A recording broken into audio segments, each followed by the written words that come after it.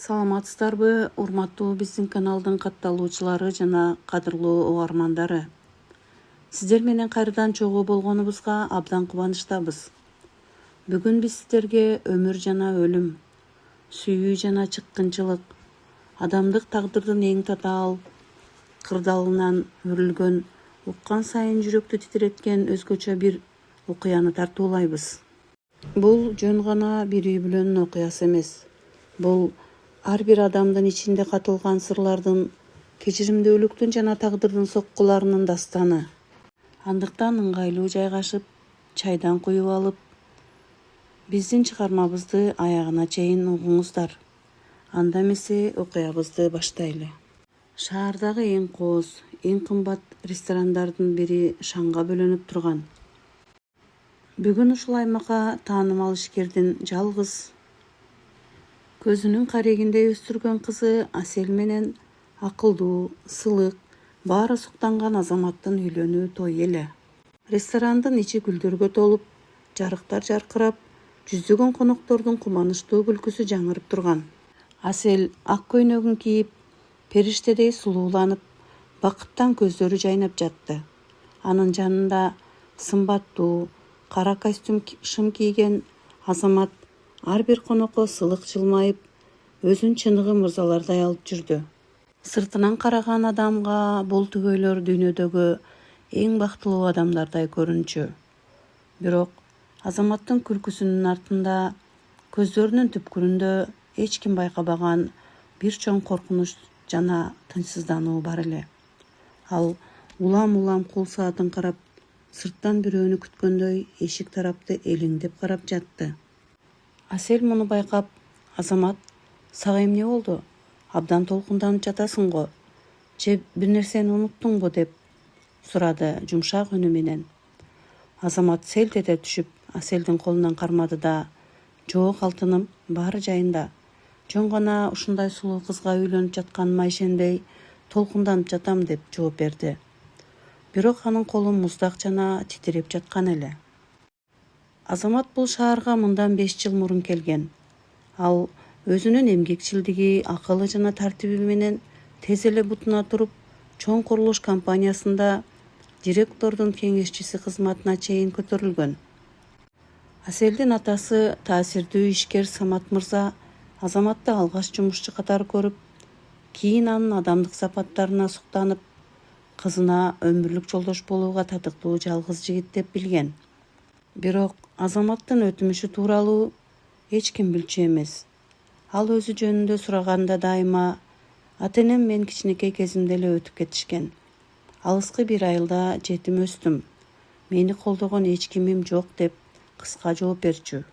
Самат мырза анын бул жетимдигин кемчилик көрбөй, тескерисинче өз күчү менен көтөрүлгөн чыныгы эркек деп баалаган. Тойго Азамат тараптан бир дагы жакын тууганы келген жок. Тек гана жумушчу достору жана тааныштары катышып жаткан эле. Бул жагдайда эч кимге шек туудурган эмес. Бирок чындык такыр башкача эле.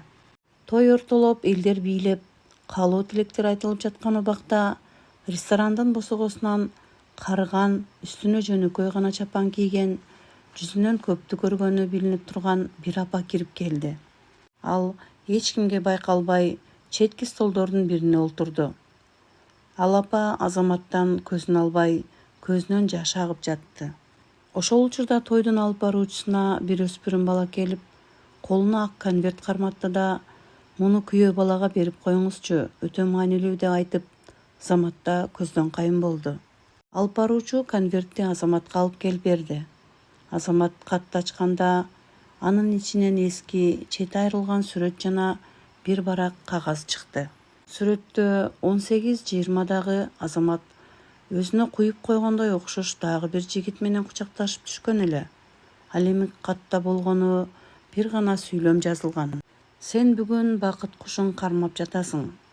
Бирок менин абактын муздак дубалында өткөн 5 жылымды жана менин уурдалган тагдырымды кантип кайтарып берерсиң, бир тууганым?"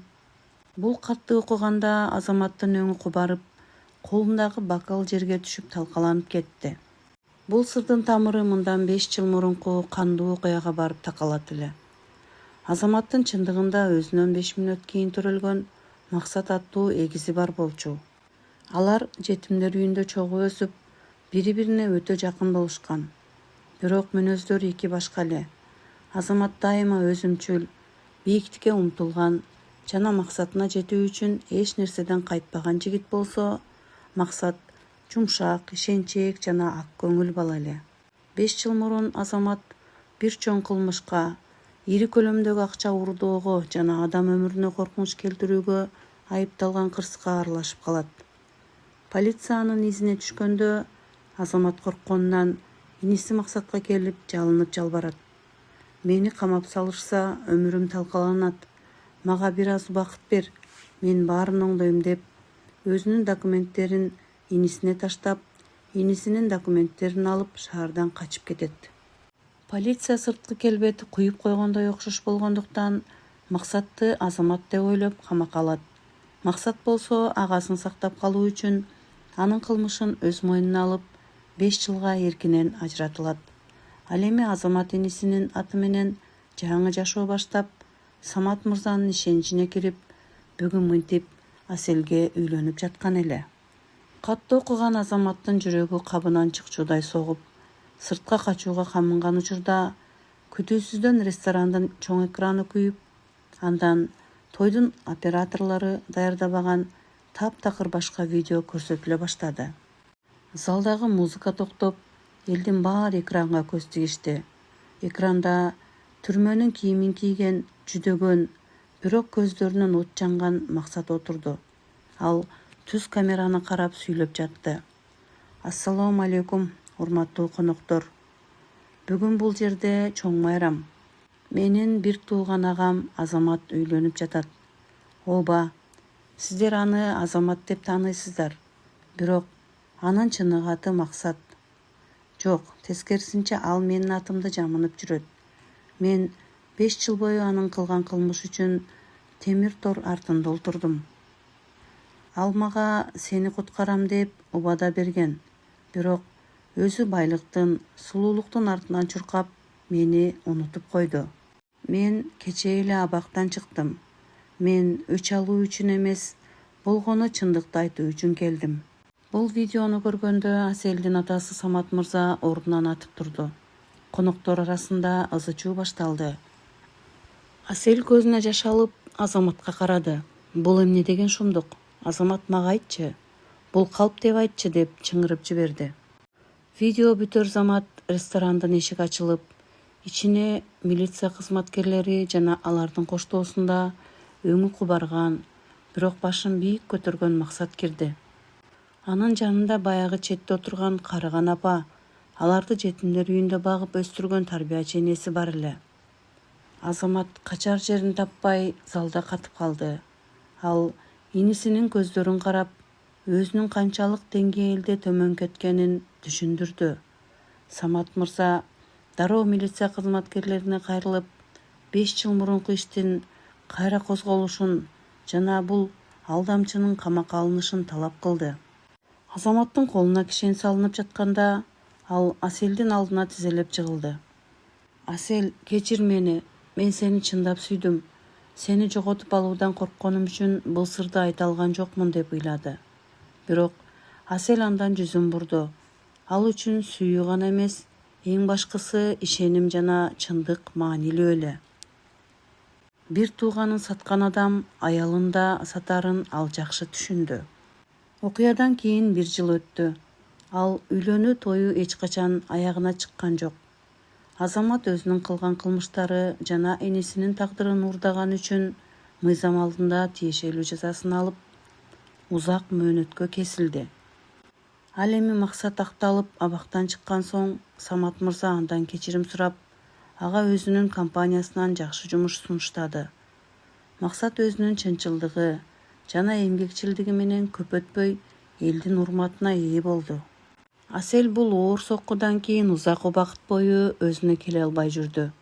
Бирок убакыт баарын дарылайт эмеспи? Ал Максаттын таза жүрөгүн, анын агасы үчүн кылган курмандыгын көрүп, ага карата ичинде жылуу сезимдер ойгоно баштады. Бул жолу ал сырткы сулуулукка же жасалмасылыктыкка эмес, ички дүйнөнүн тазалыгына суктанган эле. Урматтуу угармандарым, мына ушуну менен биринчи бөлүмдүн аягына жеттик. Көрүшкөнчө аман болуңуздар. Жашооңуздарда дайыма чындык жана сүйүү өкүм сүрсүн.